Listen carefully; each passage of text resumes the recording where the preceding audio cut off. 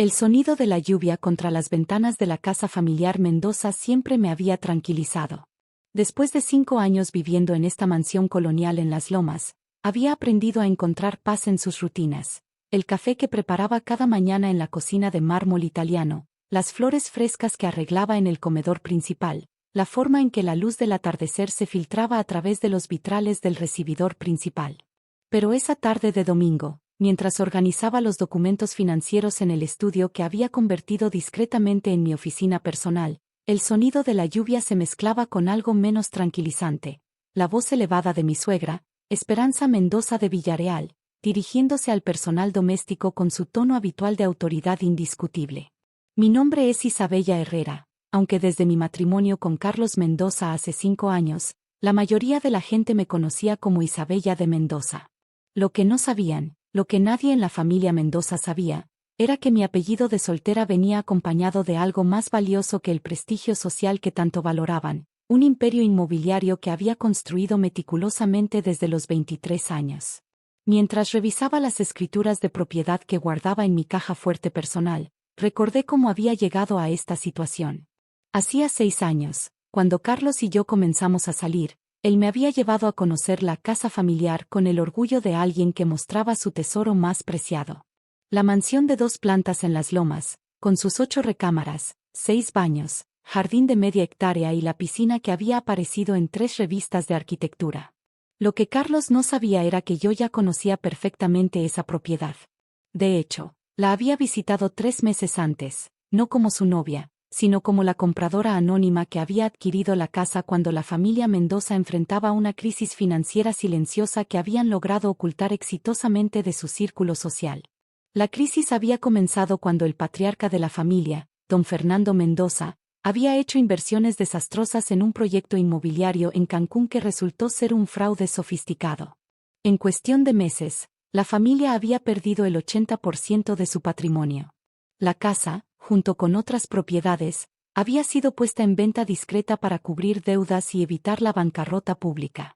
Yo, operando a través de mi empresa Inversiones HIA, había comprado la propiedad por el 60% de su valor de mercado. Pero en lugar de desalojar a la familia, había estructurado un acuerdo de arrendamiento que les permitía seguir viviendo allí mientras pagaban una renta mensual que, aunque considerable, era manageable para sus ingresos reducidos.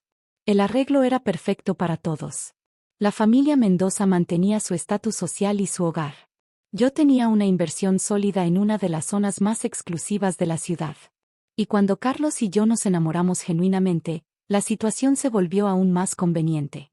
Lo que nadie sabía era que, durante los años siguientes, había expandido silenciosamente mi portafolio, adquiriendo también el departamento en Polanco donde vivía la hermana de Carlos, el local comercial donde Esperanza tenía su boutique de ropa exclusiva, e incluso el pequeño rancho en Tequisquiapan donde la familia pasaba los fines de semana.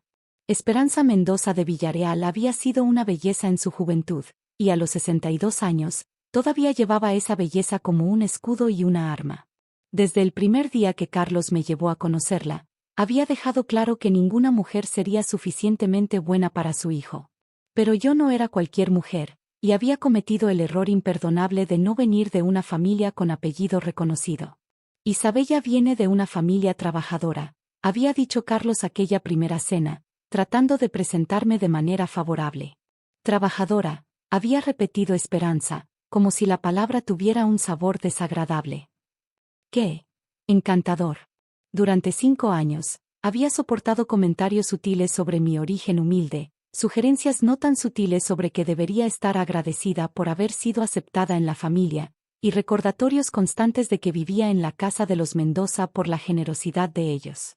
Irónicamente, cada mes cuando Esperanza me pedía que contribuyera con los gastos de la casa porque todos debemos hacer nuestra parte, yo discretamente transfería el dinero que ella me daba directamente a la cuenta donde recibía su renta mensual. En esencia, Esperanza me estaba pidiendo dinero para pagar la renta de mi propia propiedad. El punto de quiebre llegó esa tarde de domingo lluvioso. Carlos había viajado a Monterrey por trabajo, y yo estaba sola en la casa con Esperanza y el personal doméstico. Había estado trabajando en mi oficina, revisando los portafolios de mis propiedades, cuando escuché gritos desde la planta baja. Bajé las escaleras para encontrar a Esperanza de pie en el recibidor principal, con las mejillas rojas de indignación, sosteniendo lo que parecía ser una cuenta bancaria. ¿Se puede saber qué significa esto?, demandó, agitando el papel en el aire como evidencia de un crimen. Miré el documento. Era el estado de cuenta de la cuenta conjunta que Carlos y yo compartíamos para gastos del hogar. Es nuestro estado de cuenta mensual, respondí con calma. ¿Hay algún problema? El problema es que están gastando una fortuna en cosas innecesarias, gritó. 500 pesos en libros. 300 en plantas para el jardín. Este nivel de desperdicio es inaceptable en la casa de los Mendoza. Respiré profundamente. Los 500 pesos habían sido para libros de inversión inmobiliaria que estudiaba en mi tiempo libre. Los 300 en plantas habían sido para reemplazar las flores que se habían dañado durante la tormenta de la semana anterior. Esperanza, esos gastos fueron discutidos con Carlos. No me interesa lo que discutiste con mi hijo. Me interrumpió. Esta es mi casa, y no voy a tolerar que una advenediza sin educación familiar me diga cómo deben manejarse las finanzas aquí. Advenediza. La palabra que había estado esperando escuchar abiertamente durante 5 años. Tienes razón, dije tranquilamente. Debería haber sido más cuidadosa con los gastos. Mi respuesta calmada pareció frustrarla más. Y otra cosa, continuó, caminando hacia el armario del recibidor donde guardaba mis maletas.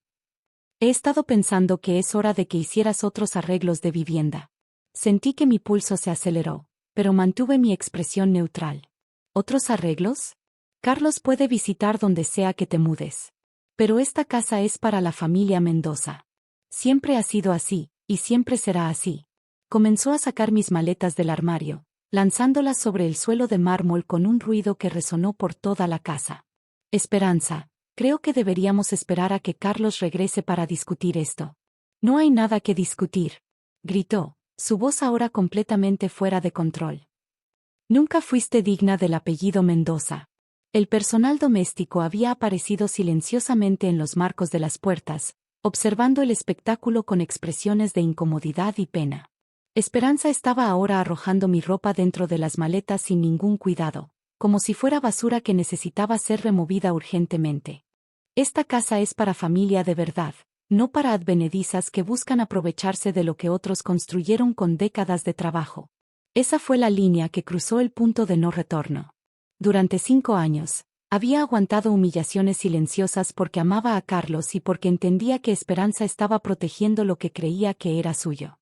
Pero que me acusara de aprovecharme cuando yo era literalmente la persona que había salvado financieramente a su familia, eso era demasiado. Caminé calmadamente hacia donde estaba mi bolso, saqué mi teléfono, y marqué un número que tenía memorizado. ¿Maestro Ruiz? Soy Isabella Herrera. Sí, necesito que mañana a primera hora le haga una visita a la señora Esperanza Mendoza de Villareal en Las Lomas. Esperanza se detuvo en medio de su frenético empaque. ¿Con quién estás hablando?, demandó. Terminé la llamada y la miré directamente a los ojos por primera vez en 5 años sin bajar la mirada. Con mi abogado, dije con tranquilidad. Para informarle sobre algunos cambios en los arreglos de vivienda. ¿Tu abogado?, se burló. ¿Para qué necesitas un abogado? No tienes derechos aquí. Subí a mi auto con tranquilidad, mientras Esperanza seguía gritando desde la puerta principal. El motor de mi Audi arrancó suavemente, un sonido que había llegado a asociar con control y independencia. Bajé la ventanilla y la miré una última vez. Tienes razón sobre no merecer cosas, Esperanza. Mañana mi abogado te explicará quién realmente compró esta propiedad hace 5 años. Su expresión cambió de triunfante a confundida en cuestión de segundos. ¿Qué quieres decir con compró esta propiedad? Que la familia Mendoza no ha sido dueña de esta casa desde hace 5 años. Han sido mis inquilinos.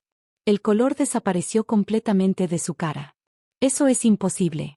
Esta casa ha estado en la familia Mendoza por generaciones. La casa estuvo en la familia Mendoza hasta que las deudas de don Fernando los obligaron a venderla. Inversiones HIA la compró en el 2019. Yo soy Inversiones HIA. La lluvia había comenzado a caer más fuerte, creando un ruido de fondo que hacía que mi voz sonara aún más calmada y controlada.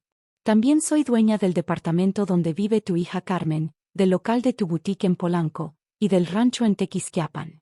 El maestro Ruiz te traerá mañana todos los documentos. Esperanza se aferró al marco de la puerta principal, como si necesitara apoyo físico para procesar lo que estaba escuchando. Pero nosotros pagamos renta. Efectivamente. Muy puntualmente, debo agregar. 500,000 pesos mensuales por esta propiedad, 200,000 por el departamento de Carmen, 80,000 por el local comercial, y 150,000 por el rancho. Hice una pausa, permitiendo que los números se asentaran en su mente. En total, han estado pagándome 930,000 pesos mensuales durante los últimos 5 años. Ha sido una relación de negocios muy satisfactoria. ¿Quieres decir que tú? Que yo he sido su landlord durante todo este tiempo, sí. Y dado que ya no voy a vivir aquí, voy a necesitar revisar los términos del arrendamiento. Me alejé lentamente, dejándola parada bajo la lluvia en la puerta de la casa que había creído que era suya. A la mañana siguiente, el maestro Ruiz llegó puntualmente a las 9 de la mañana con una carpeta completa de documentos legales. Esperanza había pasado toda la noche haciendo llamadas frenéticas a abogados, contadores, y cualquiera que pudiera explicarle cómo era posible que hubiera estado viviendo en la casa de su nuera durante 5 años sin saberlo. Para el mediodía, Carlos había regresado de Monterrey en el primer vuelo disponible. Su llamada fue la primera que contesté. Isabella, mi madre dice que eres dueña de la casa. Eso es imposible, ¿verdad? Es completamente posible y completamente cierto, respondí desde mi nueva suite en el Four Seasons. ¿Tu madre no te explicó los detalles financieros de la familia cuando se casaron? Hubo un largo silencio. ¿Qué detalles financieros? Las pérdidas por el fraude de Cancún. La venta de propiedades para cubrir deudas. Los nuevos arreglos de vivienda que tuvieron que hacer. Otra pausa. Nadie me dijo nada sobre pérdidas o ventas. Carlos, tu familia perdió el 90% de su patrimonio hace 6 años. Yo compré sus propiedades para evitar que las perdieran en ejecución hipotecaria. Les permití seguir viviendo allí como inquilinos. ¿Y nunca me lo dijiste? Tu madre dejó muy claro desde el primer día que yo era una advenediza que se estaba aprovechando de la generosidad familiar. No me pareció apropiado corregir esa narrativa. Carlos llegó al hotel esa tarde, con ojeras y una expresión que nunca había visto antes. Se sentó frente a mí en el lobby, tratando de procesar 5 años de realidad que había estado completamente oculta para él. ¿Por qué nunca me dijiste la verdad? Preguntó finalmente. Porque te amaba y quería que fueras feliz. Tu felicidad dependía de creer que tu familia mantenía su estatus y su hogar. Yo podía proporcionarte eso sin que supieras el costo. ¿Y ahora? Ahora tu madre me ha dejado claro que no soy familia de verdad. Así que no hay razón para seguir protegiendo una ilusión que no me incluye. Carlos se pasó las manos por el cabello, un gesto que hacía cuando estaba abrumado. ¿Qué va a pasar con la casa? ¿Con mi familia? Eso depende de ustedes. Pueden continuar pagando renta como lo han hecho durante 5 años. Pueden comprar las propiedades si han restaurado su situación financiera. O pueden encontrar otros arreglos de vivienda. ¿Y nosotros? ¿Nuestro matrimonio?